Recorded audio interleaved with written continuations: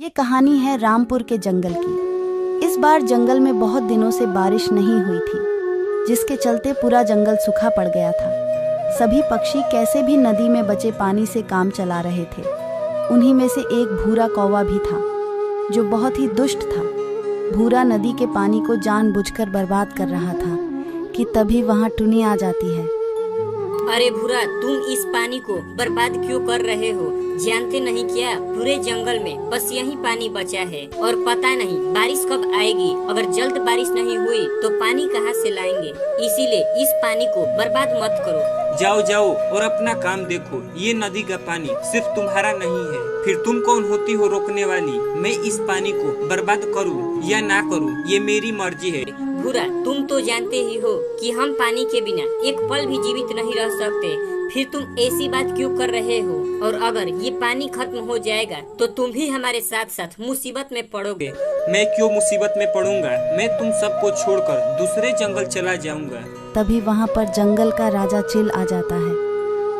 अरे टूनी, भूरा और तुम्हारे बीच में क्या बहस हो रहा है? फिर से भूरा कुछ गड़बड़ कर दिया क्या? अरे हाँ राजा जी, ये भूरा इस नदी के पानी को बर्बाद कर रहा था और मैंने इसे मना की तो यह मान नहीं रहा है। नहीं नहीं राजा जी, ये टूनी झूठ बोल रही है। मैं तो अभी अभी पानी पीने आया। देख भूरा, आज तो मैं तुझे छोड़ दे रहा हूँ, लेकिन याद रहे आगे से ऐसी हरकत नहीं होनी चाहिए, नहीं तो कारागार में डाले जाओगे। राजा भूरा को समझाकर वहाँ से चला आता है। टुनी भी अपने घर चली आती है। जंगल के सभी पक्षियों की हालत बारिश नहीं होने के चलते खराब हो रही थी। अगर ये बारिश जल्द नहीं हुई तो हमारा काम चलना मुश्किल है, और वैसे भी हम बारिश के पानी को इकट्ठा भी नहीं किए थे कि ज्यादा दिन तक चले। हाँ कालू भैया, आप सही बोल रहे हो। क्यों न हम लोग दूसरे जंगल जाकर पानी मांग ले। लेकिन टूनी, उस जंगल में भी यही हालत हुआ होगा, उनके पास भी पानी का अभाव होगा। कालू भाई, पता चला है कि 2 दिन पहले ही पास वाले जंगल में बारिश हुई है, तो उस जंगल में पानी का अभाव नहीं होगा। तो ठीक है, चलो चल कर देखते हैं। कालू भैया, आप दोनों चले जाइए, मुझे अभी घर जाना होगा, क्योंकि सुबह से मेरा बच्चा घर पर अकेले है। ठीक है टूनी, कोई बात नहीं, तुम जाओ, हम दोनों ही चले जाते हैं। कालू और बंटी दूसरे जंगल चल देते हैं। कुछ देर बाद दूसरे जंगल पहुंच जाते हैं। अरे कालू भाई, आप सब यहाँ क्या बात है? कुछ नहीं, बस ऐसे ही आए थे। और बताओ कालू भैया, सब ठीक है ना? कुछ ठीक नहीं है बंटी, हमारे जंगल में बारिश हुए आज बहुत दिन हो गए हैं, नदी का पानी भी खत्म होने वाला है। लेकिन कालू भैया, अभी 2 दिन पहले ही बारिश तो हुई थी। नहीं बंटी, ये बारिश सिर्फ तुम्हारे यहाँ हुई थी, हमारे जंगल में तो बारिश का एक बूंद भी नहीं पड़ा था। इसी चलते हम यहाँ आए थे कि क्या तुम हमको पानी दे सकते हो, क्योंकि हमारे नदी का पानी और 2 दिन से ज्यादा नहीं चलेगा। हाँ कालू भैया, जरूर, क्यों नहीं। जब भी आपको पानी की जरूरत होगी आप बोल दीजिएगा। ठीक है बंटी, अब हम चलते हैं। कालू और मिंटू चले आते हैं। सुबह होती है, मौसम के जानकार पक्षी द्वारा सूचना मिलती है। सुनो सुनो, आज बहुत तेज बारिश आने वाली है, इसीलिए सब पक्षी अपने अपने घोंसले में ही रहेंगे, क्योंकि ये बारिश बहुत भयंकर होने वाली है। ये तो हमारे लिए बहुत अच्छी बात है। चलो अच्छा हुआ, इस पानी के मुसीबत से तो छुटकारा मिला। हाँ कालू भैया, चलिए अब हम सब अपने अपने घोंसले में चलते हैं। सब अपने अपने घोंसले में चले आते हैं। कुछ देर बाद तेज बारिश शुरू होती है। सब पक्षी अपने अपने घोंसले में छुपे हुए थे। बच्चे बहुत डरे हुए थे, क्योंकि वे कभी बारिश नहीं देखे थे। माँ, यह आसमान से पानी क्यों गिर रहा है? लगता है कोई शिकारी हमारे जंगल पर हमला करने वाला है। नहीं नहीं, ऐसी कोई बात नहीं है, इसे हम बारिश कहते हैं। यही बारिश होती है तो जंगल के नदी तालाब में पानी इकट्ठा होता है और फिर उस पानी को हम लोग पीते हैं। लेकिन आसमान में ये एकाएक चमक कैसी हो रही है, और उसके साथ साथ एक भयंकर आवाज आ रही है। यह चमक तब आती है जब जब 2 बादल आपस में टकराते हैं, और वही टकराने की आवाज आ रही है। तभी अचानक टुन्नी के घर का एक हिस्सा टूट जाता है। माँ, हमारे घोंसले की छत तो टूट गई, अब हम क्या करेंगे? इस बारिश में हम दूसरा घोंसला भी नहीं बना सकते। लेकिन तुम चिंता मत करो, हम मीनू मौसी के पास चलते हैं। बारिश होने तक हम उनके घर में रह लेंगे। लेकिन मीनू मौसी हमें अपने घर में क्यों रखेंगी? मुसीबत में कोई भी किसी का साथ देता है, इसीलिए वह जरूर हमारी बात मानेंगे। चलो अब हम चलते हैं, नहीं तो यह पानी हमारे सर तक आ जाएगा। टुनी अपने बच्चों के साथ मीनू मौसी के पास चली आती है। अरे मीनू मौसी, हमारा घोंसला तेज बारिश के चलते टूट गया है। क्या आप हम दोनों को बारिश तक अपने घोंसले में रख सकती हो? तभी मीनू मौसी सोच में पड़ जाती हैं। कैसे भी करके इनको नहीं रखना है, लेकिन करूँ तो क्या करूँ? कुछ बहाना बनाती हूँ जिससे ये दोनों चले जाएं। यह कौन सी बड़ी बात है टुनी, क्यों नहीं? लेकिन मेरा घोंसला सिर्फ 2 लोगों के लिए बना है, इसीलिए तुम में से कोई एक रह जाओ। लेकिन मौसी, मेरा बच्चा मुझसे दूर नहीं रह सकता, और वैसे भी यह बारिश पहली बार देखा है तो बहुत डरा हुआ है। फिर तुम ही बताओ टुनी, कैसे काम चलेगा?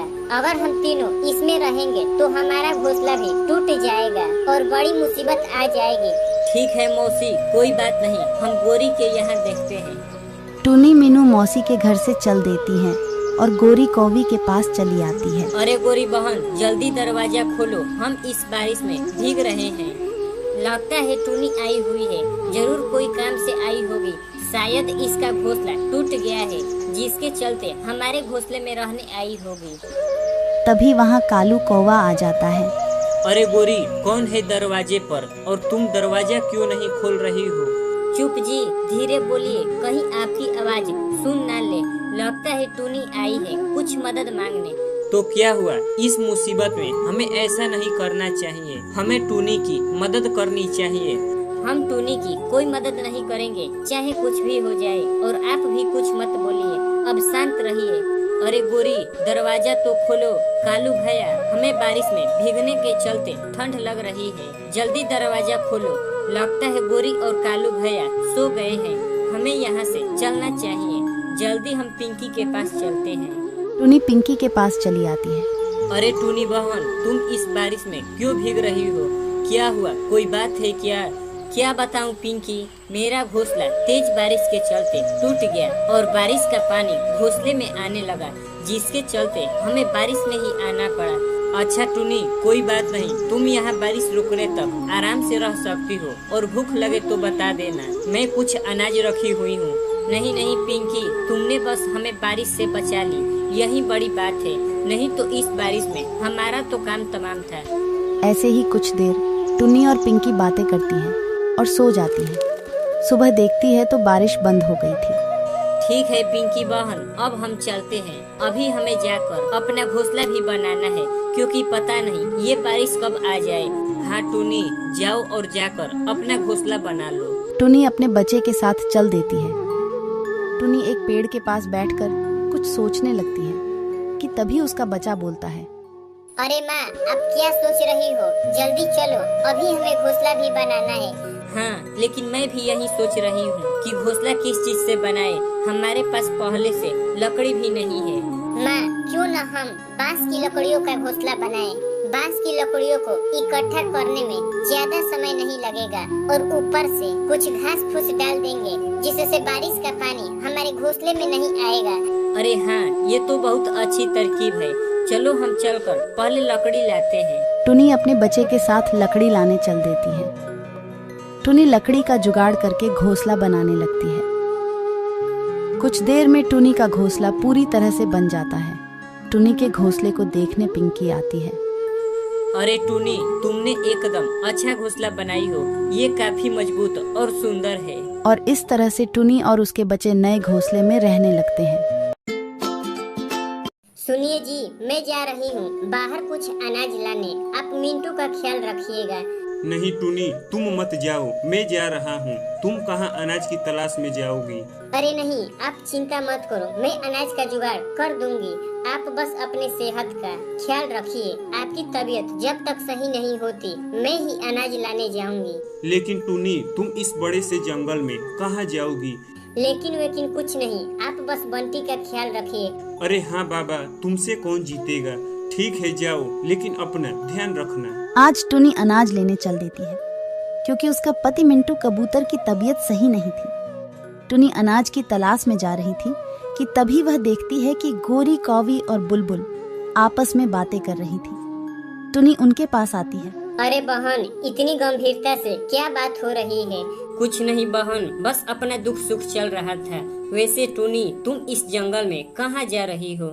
मैं तो बस अनाज की तलाश में जा रही थी। लेकिन टूनी, तुम इस घने जंगल में कहाँ जाओगी? वैसे भी तुम तो इस जंगल के बारे में पूरी जानती भी नहीं हो, और अनाज लाने के लिए तुम्हारे पति बंटी तो है न?